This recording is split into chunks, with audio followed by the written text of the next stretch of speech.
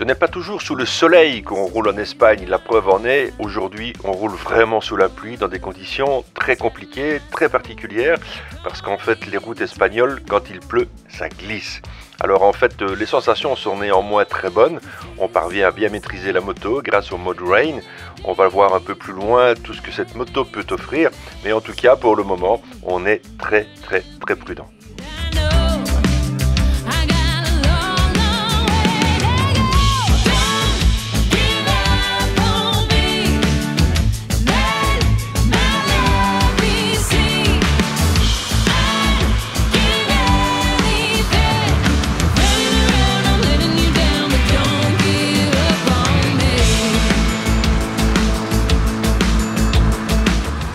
Rappelez-vous, l'année dernière, on a présenté chez Harley-Davidson le Sportster avec le 1250 cm3.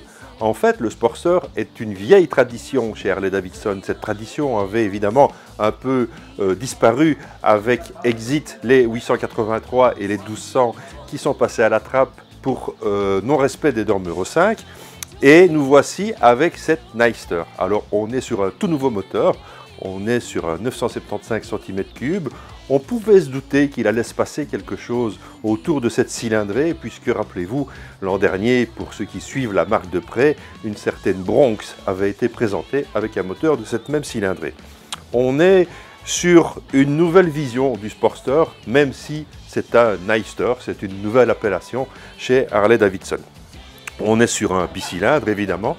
On est avec 90 chevaux. On est sur quelque chose qui tire un peu sur le roadster en fait, puisque on est sur une position droite, guidon relativement large, pose-pieds qui ne sont pas trop en avant. Et en fait, cette moto est munie de 3 modes de conduite, un Rain, un Road et un Sport.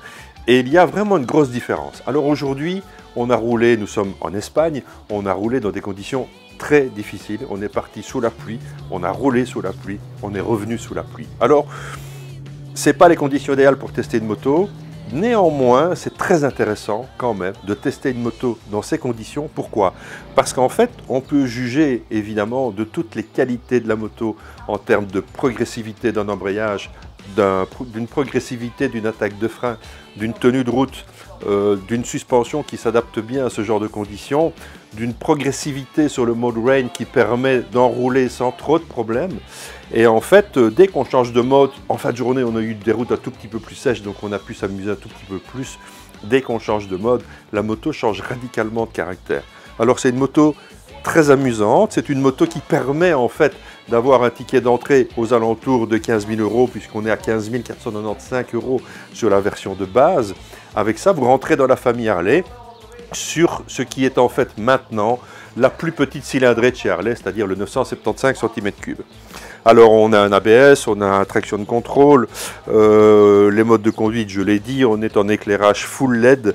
Il y a un paquet d'accessoires évidemment qu'on peut ajouter sur cette moto. On est chez Harley-Davidson de manière traditionnelle. Les catalogues sont très fournis et permettent de moduler, d'arranger, de personnaliser la moto comme vous l'entendez.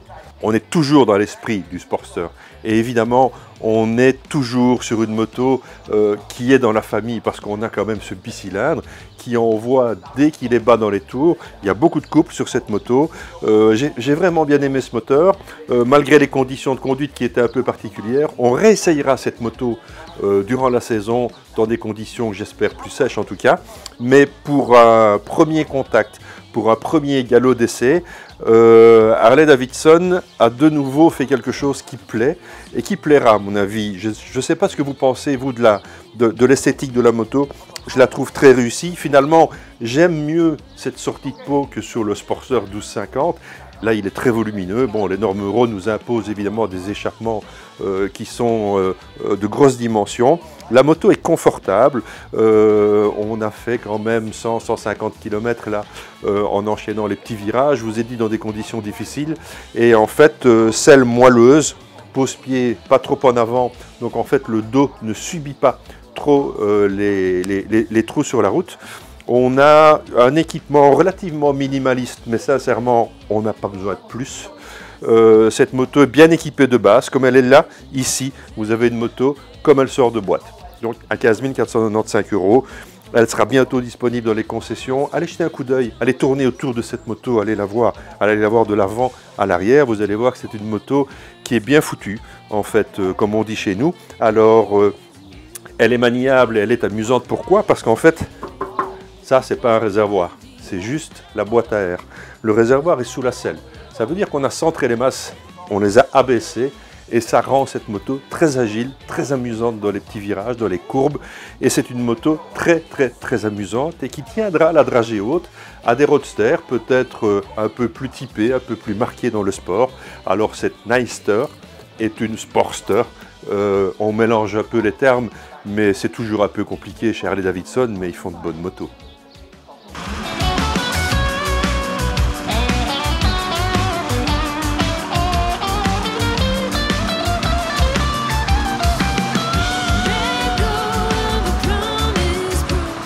Bon, même si c'est un peu bizarre, on réessayera en Belgique et sous de meilleures conditions cette Nyster pour vous parler évidemment de son côté un peu plus sportif.